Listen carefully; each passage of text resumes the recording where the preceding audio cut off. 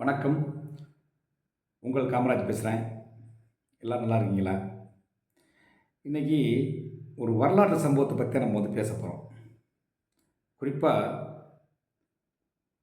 கிட்டத்தட்ட 1935லேருந்து நம்ம சந்தித்த சம்பவங்களின் அடிப்படையில்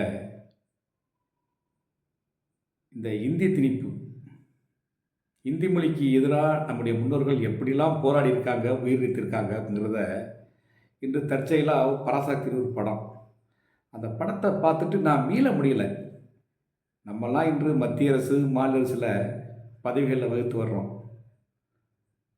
ஒரு வங்கிக்கோ அல்லது ஒரு போஸ்ட் ஆஃபீஸுக்கோ போகும்போது நம்முடைய தாய்மொழியில் நம்முடைய வரவு கணக்குகள் வச்சுருக்கோம். ஆனால் ஒரு காலத்தில் அதெல்லாம் இல்லாமல் இருந்துச்சு. அப்போ அந்த மக்கள்லாம் எந்த ஒரு இன்னலுக்கு ஆளாயிருப்பாங்கங்கிறது அந்த படம் உண்மையிலேயே உணர்த்துச்சு. வாய்ப்பு கிடைக்கும்போது அந்த படத்தை நீங்கள் போய் பாருங்கள். நான் அந்த படத்துக்கு ப்ரொமோஷனுக்கான்னு சொல்லலை. பட்டு நம் முன்னோர்கள் நம்முடைய வாழ்வுக்காக எப்பேற்பட்ட தியாகங்கள்லாம் பண்ணியிருக்காங்கங்கிறது தான் அந்த படம். ஏற்கனவே நம்ம வரலாறுலாம் படிச்சிருக்கோம். இன்றைக்கி வதையை புக்குவெல்லாம் எடுத்து பிரட்டி பார்த்தேன். பார்த்த உடனே உண்மையிலே இந்த செய்தியை நம்மளும் மற்றவங்களுக்கு சொல்லுவோங்கிற நோக்கத்தில் தான் போடுறேன். கிட்டத்தட்ட 1935லலாம் இந்தி மொழியினுடைய தாக்கம் ரொம்ப கடுமையாக இருந்திருக்கு. அதை நம்ம சமீப காலமாக நம்ம பார்த்த தந்தை பெரியார் சொல்லக்கூடிய ஈவர் அவர்கள், சோமசுந்தர பாரதி, மறைமலடிகள், இதெல்லாம் நமக்கு தெரிஞ்சவங்க. இன்னும் பலரும் இந்திக்கு எதிராக கடுமையாக போராடியிருக்காங்க. அப்போ 1937லேயே ஒரு எலெக்ஷன் நடந்திருக்கு, சுதந்திரத்துக்கு முன்னாடி. அதில் இந்த மூதறிஞர் ராஜாஜின்னு சொல்லுவோம்ல, அவர் தான் அப்போ முதலமைச்சராக இருந்திருக்கார். அப்போ கட்டாயம் ஒவ்வொரு பள்ளியிலையும் கண்டிப்பாக இந்த ஹிந்தியை கட்டாயமாக படித்தே ஆகணுங்கிற சட்டத்தை கொண்டு வந்திருக்கார். அதெல்லாம் எதிர்த்து தான் அப்போ இருந்த இந்த ஈவேர் அவர்கள், சோமசுந்தர பாரதி அவர்கள் மற்றும் மறைமலடிகள் மற்றும் போன்ற பெரியவர்கள்லாம் எதிர்த்து போராடி அந்த சட்டத்தை எப்படியாச்சும் நீக்கணும் அப்படிங்கிற போராடி இருக்காங்க. அது பிறகு மறுபடியும் 1940ல் மீண்டும் மிகப்பெரிய ஒரு போராட்டம் நடந்திருக்கு. அதுலேயும் பார்த்தீங்கன்னா பல்வேறு தரப்பான மக்கள்லாம் போராடி பல உயிர் தியாகங்கள்லாம் பண்ணியிருக்காங்க.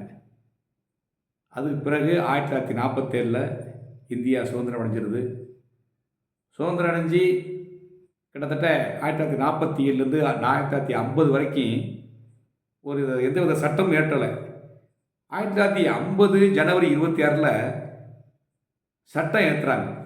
இந்திய நாட்டுக்குன்னு ஒரு சட்டம் வேணும்ல. முதலாக அம்பேத்கர் அவர்கள் சட்டத்தை, இந்தியாவுக்கு பொதுவான சட்டங்களை கொண்டு வர்றாங்க. அப்படி கொண்டு வரும் பொழுது இந்தியாவினுடைய ஆட்சி மொழி எதை வைக்கலாம்னு, ஏன்னா பலதர மக்கள் இந்தியாவில் வாழ்ந்துக்கிட்டு இருக்காங்க. ஒவ்வொரு மாநிலத்திற்கும் ஒவ்வொரு மொழிகள்லாம் இருக்குது. எப்படி வைக்கலாம்னு யோசிக்க போகும்போது அவங்க ஃபஸ்ட்டு சாய்ஸ் எப்படின்னா, முதல் ஆட்சி மொழியாக ஹிந்தி, அதனுடைய துணை மொழியாக ஆங்கிலம். 1965 வரைக்கும் இது தொடரும் அப்படின்னு ஒரு சட்டத்தை ஏற்றுறாங்க. இதை ஏற்றின உடனே தெலுங்கானா, கர்நாடகா, கேரளா, தமிழ்நாடு போன்ற பகுதிகளெல்லாம் கொதிச்சிடுறாங்க. ஏன்னா அந்தந்த ஊரில் வெவ்வேறு மொழிகள் இருக்குது. இப்படி வச்சுட்டாங்களே அப்படின்னு போராடுறாங்க. என்ன காரணம்னா, தபால் தலைகளுக்கு போனால் ஹிந்தி தான் இருக்கும், ரயில்வே ஸ்டேஷனுக்கு போனால் ஹிந்தி தான் இருக்கும்.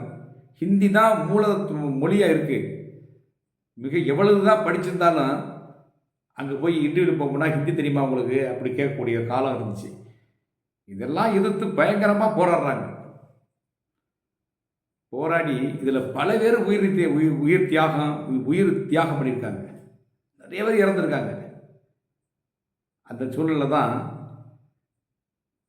அப்போ திராவிட முன்னேற்ற கழகம் கட்சி அப்போ உதயமாகி முன்னாள் முதல் மந்திரி மதிப்புமிகு அண்ணாதுரை அவர்கள் அந்த இந்திக்கு எதிராக மிகப்பெரிய போராட்டத்தை தொடுத்தவர் தான். நான் கூட நினச்சிருப்பேன், அண்ணா என்ன சாதனை பண்ணாரு? அண்ணாவை பற்றி கிட்டத்தட்ட ஒரு 100 வருஷ காலமாகவே அவரை பற்றி பேசிக்கிட்டே இருக்கிறாங்களே, என்ன பண்ணாருன்னு பார்த்தா, இன்று நம்மெல்லாம் இன்னைக்கு நல்ல முறையில் ஒரு கவர்மெண்ட் வேலையில் இருக்கோம்னா, அந்த இந்திய எதிர்த்தது மட்டும் இல்லாமல், அவர் ஆட்சியில் ஒரு 2 வருஷம் தான் இருந்தார். அப்போ உடனே இந்த கட்டாயமாக இதை படிக்கணும்னு அவசியம்லாம் கிடையாது. ஒவ்வொரு பள்ளியிலையுமே ஆங்கிலத்தை நீங்கள் படிக்கலாம், தாய்மொழியிலேயே நீங்கள் எல்லாமே படிக்கலாம் அப்படின்னு சட்டத்தை ஏற்றினால தான் இன்றைக்கி அனைவருடைய மனதிலையும் அண்ணா மனசில் இருக்கார். அதே போல் இந்த இந்திக்காண்டி இந்தியை மறுபடியும் பயங்கரமாக போராடுறாங்க அனைத்து தலைவர்களும். அதில் முக்கியமான ஆளுகள் தான் அண்ணாதுரை, இவங்கெல்லாம் போராடி நேரு அப்போ பிரதமராக இருக்கும் பொழுது அவர்கிட்ட போய் மறுபடியும் நீங்கள் இதை இந்த சாசனத்தை எடுத்துருங்க, நீங்கள் ஃபஸ்ட்டு இந்தியையும் 2 துணை மொழி ஆங்கிலம்னு சொல்கிறீங்க, ஆனால் வருங்காலத்தில் கண்டிப்பாக அந்த ஆங்கிலத்தை எடுத்துகிட்டு ஹிந்தி தான் தொடர்றதாக எல்லாருமே கற்றுக்கணும் அப்படி மாதிரி கொண்டு வந்துடுவீங்க, அதனால் இந்த சட்டம் வேணாம் அப்படின்னு பயங்கரமாக போராடுறாங்க. இதில் கிட்டத்தட்ட ஆயிரக்கணக்கான தமிழர்களும் பக்கத்தில் உள்ள கேரளா, கர்நாடகா, ஆந்திர பிரதேசத்தில் மக்களும் நிறைய பேர் உயிர் தியாகம் பண்ணியிருக்காங்க. அதோடைய விளைவு ஆங்கிலமும் இப்போ தொடர்ச்சியாக இருக்குது. இப்போ இந்தியாவுக்குன்னு ஆட்சிகள்னு ஒன்றும் கிடையாது. அந்தந்த 22 மொழிகளை வச்சுக்கிட்டாங்க. அந்தந்த ஸ்டேட்டில் எந்தெந்த மொழி பேசுகிறாங்களோ அதை முதன்மைப்படுத்தி அதோடைய துணை மொழியாக ஆங்கிலத்தை எல்லா இடத்துலையும் வச்சுருக்காங்க. இது மாதிரி இல்லை அப்படின்னா ரொம்ப நிலைமை மோசமாகும். இப்போ கூட பார்த்தீங்கன்னா யூபிஎஸ்சின்னு சொல்கிறோம்ல, அந்த மிகப்பெரிய கஸ்டம்ஸு இந்த மாதிரி பெரிய பெரிய பதவிகளுக்கு போகிறதெல்லாம் அதில் இன்னமும் ஹிந்தி இருக்குது. இதெல்லாம் இன்னமும் போக்கணும். இதெல்லாம் களைஞ்சி காமனான மொழி ஆங்கிலம். ஒவ்வொரு ஸ்டேட்லேயும் ஒவ்வொரு தாய்மொழி இருக்குது. அப்போ அந்தந்த தாய்மொழியில் கேள்விகள் அதில் வினாத்தாள் இருக்கணும். அப்படி இல்லைன்னா காமனான மொழி ஆங்கிலம். நீ தமிழ் கற்றுக்கிறவனும் ஆங்கிலத்தை படி, ஹிந்தி பத்திரிக்கவனும் படித்தாலும் ஆங்கிலத்தை படி அப்படிங்கிற மாதிரி ஒரு சட்டத்தை ஏற்றும் பொழுது அனைத்து மொழிக்காரரும் உயர்ந்த பதவிக்கு போகலாம். அந்த வகையில் மக்கள் உங்கள் கையில் தான் அதிகாரம் இருக்குது. அன்று மாணவர்கள் மிகப்பெரிய எழுச்சி போராட்டம் நடத்துகின்ற விளைவு தான் இந்தியை எதிர்த்து இன்றைக்கி எல்லாரும் ஒரு நல்ல பதவியில் நம்ம இருக்கிறோம். அதே போல் இப்போ எல்லாருக்குமே தெரியும், என்னடா ஒரு திராவிட கட்சிகள் 100 வருஷம் ஆட்சியில் இருக்குது, மாறி மாறி வந்தாலும் மக்கள் மறாமல் இருக்காங்கன்னா அந்த இந்தி மொழிக்கு எதிராக போராடினதனுடைய விளைவு தான் இன்னமும் அந்த தாக்கம் இருக்குது. அதே போல் மக்கள் ஒவ்வொரு